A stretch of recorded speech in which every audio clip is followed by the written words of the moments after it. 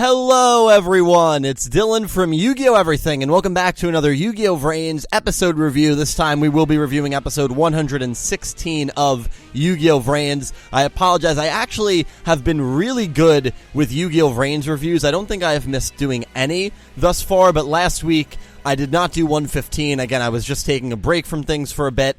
Pete was actually going to step in and do a review of that episode, but he was experiencing some technical difficulties, so 115 review never happened. I do apologize for that, but that's okay. 115 I liked. 116, the episode that we are going to be going over today, I thought was a freaking masterpiece. I absolutely loved this episode. Maybe one of my favorite episodes of the entire show. Ideology-wise, I think one of the deepest episodes of Yu-Gi-Oh! That I have watched in the last few years. It was just incredible. And the dialogue, the action, I'll start there. The action between Soulburner and Revolver was awesome. Seeing Revolver's dragons go up against Soulburner's aces was amazing. The result was a surprise. Myself, Pete, Nick T, and Cal, we all thought Revolver was going to win, and Cal is a massive Soulburner fan. I think a majority of the community, although I never ran an actual poll, just based on conversing with the community, I think most people expected Revolver to win. So when you have good dialogue, good action in terms of the duel, and honestly I thought the dialogue was incredible, and a surprise result, that's literally a perfect recipe. And I think all of those things put together made this an incredible duel. And this, again, we're not 100% sure if VRains is actually going to end at the end of September or not, but this really did feel like the end of Revolver's arc, and it felt like the end of Soulburner's arc. When Soulburner defeated Revolver, seeing Revolver just kind of smile, and the mask that he has worn that has represented the Knights of Hanoi for so long, seeing it get dissipated and shattered and fly off of his face, almost as if the burden of the Lost Incident and the reason that the Knights of Hanoi were even created has left him.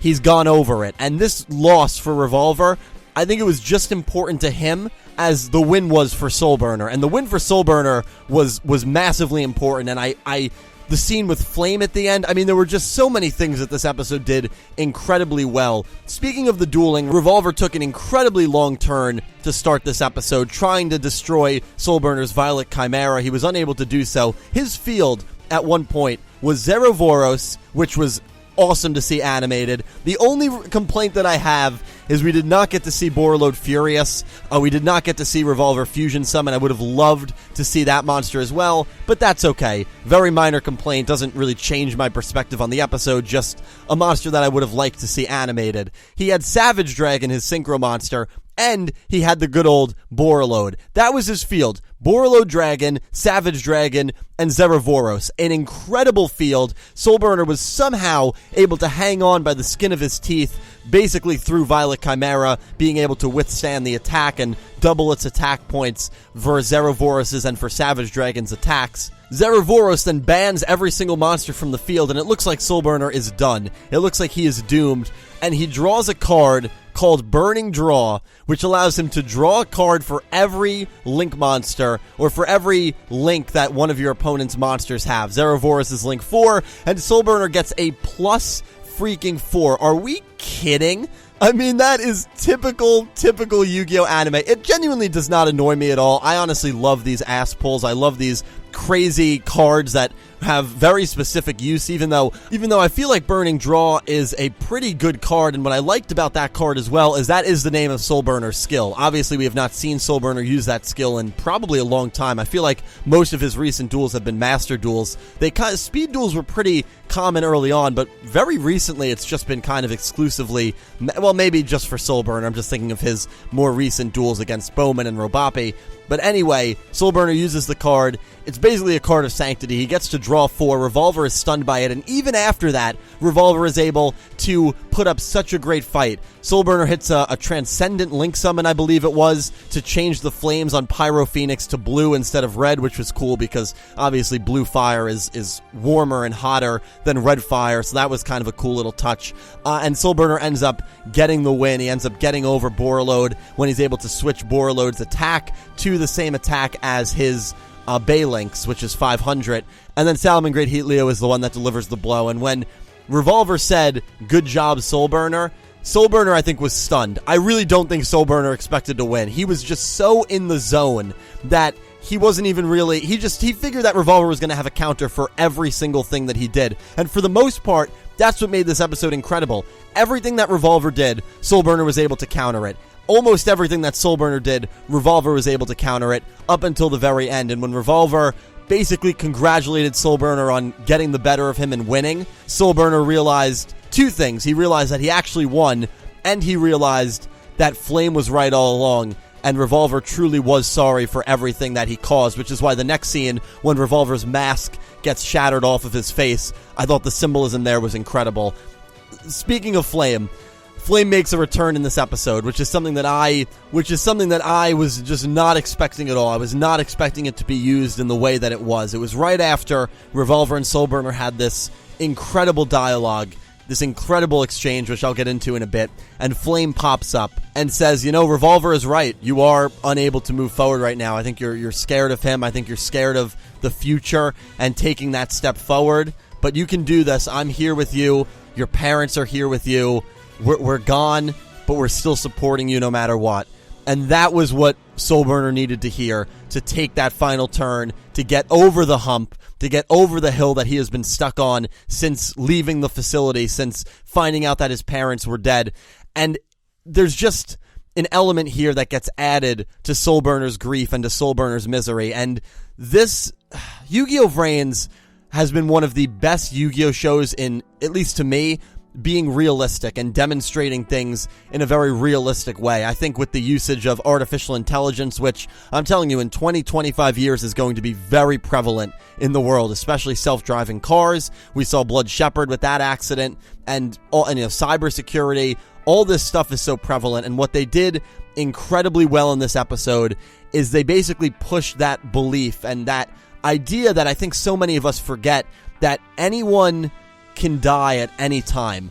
And I know it's a very grim outlook on things, and that's why you don't really think about it too often, because if you thought about it all the time, you'd be like, oh my god, is my mom who's driving to the supermarket, is she gonna die? Is my friend who's driving to a concert, are they gonna die at a you know what I mean? Like, you don't think about it because it's such a grim and hysteria and paranoid way to live your life that you can't realistically live like that. But it's important not to take things for granted. I'm sure there are people who are watching this video who have done exactly what happened to Soulburner, and I'm positive that Soulburner just became one of the most relatable characters in the entire Yu-Gi-Oh! Franchise for certain individuals. I have a friend who I remember he said something kind of nasty to a relative, or they got in an argument, and basically their whole family had like a whole split up and they didn't see each other for months, and about 5 months later, she passed away. His relative passed away. And he always lives with that guilt and regret of not apologizing, of saying what he said to her, and basically taking her for granted and just not expecting her to really ever pass away. You don't assume anyone's going to die until usually it's too late. And so Soulburner, the guilt and the pain that he demonstrates, that he shows off in this episode in terms of saying something very nasty to his parents, and usually it's over something very small. He's a kid, he's a kid who has a very fiery personality. It's over something about how he didn't want to eat what's on his plate, or he didn't want to study a certain topic. We have all gotten into very stupid fights, especially with our parents. We have all done it. I'm sure every single person watching this review right now can think about an argument they have gotten in with their parents or a loved one that was just so stupid and easily avoidable. Well, imagine, you go to your room and you sleep, and that night your parents go out to see a movie and they get in a car accident, and that's it. And you never get to see them again, and that's your last memory of them. That's their last memory of you, and you have to live with that for the rest of your life. So not only is it excruciatingly hard to just live without your parents being in the picture, but now every time you think about it, you're going to associate it with that fight. You're going to associate it with you not being able to apologize to them or taking back what you said. And man, if you don't feel for Soulburner after this episode, I don't know what to tell you. Like, this episode really just my stock on Soulburner just shot up. I know when he was first introduced, there were a lot of comparisons to Crow because he was stealing the spotlight from everyone.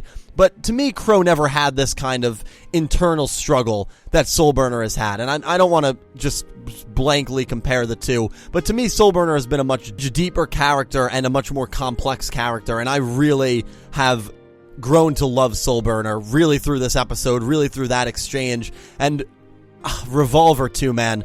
Two of my favorite characters in the show. Revolver always has been.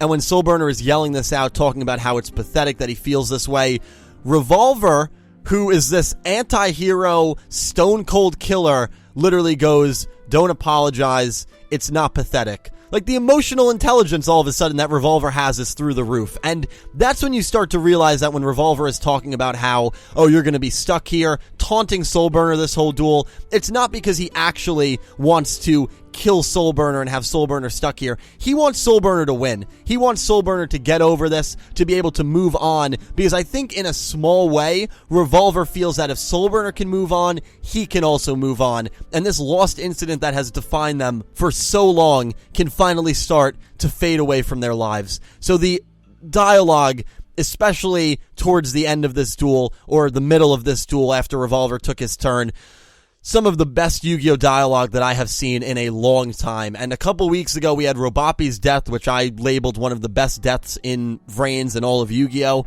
And now we have an episode like this. So if this show truly is ending, unless, even if the Playmaker and I duel is underwhelming, let's say that's the last duel, we know in the preview that duel is next, let's say that duel is underwhelming, which I have a feeling it will not be, that means 2 of the final 3 duels were 2 of my favorite duels in the show, 2 duels that have a potential to be top 5 duels, let alone top 10 duels, at least for me, when VRains is all said and done. So if this is the end, they at least seemingly are ending it with a bang, and sure, the side characters, Ghost Girl, Blood Shepherd, Spectre, there's always going to be a little more that you wish happened with them, but the other characters, the other like main side characters, Soulburner, Revolver, those are the characters that got a lot of love and a lot of fleshed out moments, and this was an incredible episode for both of those characters. Man, it was just a really good, I thought it was an absolute masterpiece. And to add on another variable that I didn't even touch on, No Gilbo, the animation, the drawing, the scenes, the emotion on the expressions, the faces was incredible. The scene where Revolver's mask shoots off his face, the scene where Soulburner gets knocked back and does a barrel roll for about 5 seconds, incredible animation. And when you put all of those mixtures together, a surprise winner, amazing animation, great back and forth, amazing dialogue, you just get an episode that is phenomenal, and they really knocked this episode out of the park. But I have rambled long enough, and I really do want to know what you guys thought about this episode. Did you like it as much as I did? Was it just kind of okay for you? Was there a part that you really especially loved? Maybe something you wish they did differently? Please let me know down below, and I really hope you enjoyed my thoughts on episode 116. A special thank you to my Platinum tier patrons, Alexa Baker, Glen McGookin, Jorge Carrillo, James Rose, Samuel Stark, Thomas Adderley, Horace Maye, Goosey Q, Vincent Van Der Veen, Jordan Osceola, Smith620, RedEye, FrostReaper, Jorge Leon, Melinda Phantom, and Blue Maiden 28, and to my Diamond tier patrons, Jesse Wood, Garrett Palmer, Galladiator, and Ben Hartz, and to my Egyptian God tier patrons, Syn Cloud, Matthew Kennedy ×2, Joss Rivers, and Chris Swan. Huge thank you to everyone who supports me over on Patreon. Thank you to everyone who just watches these videos. Thank you to everyone who is a YouTube channel member. I am lucky to be able to do this, and none of this would be possible without you. Please leave your thoughts down below. I am really looking forward to talking to you all about 116. Thank you so much for watching, and I hope you have an amazing day.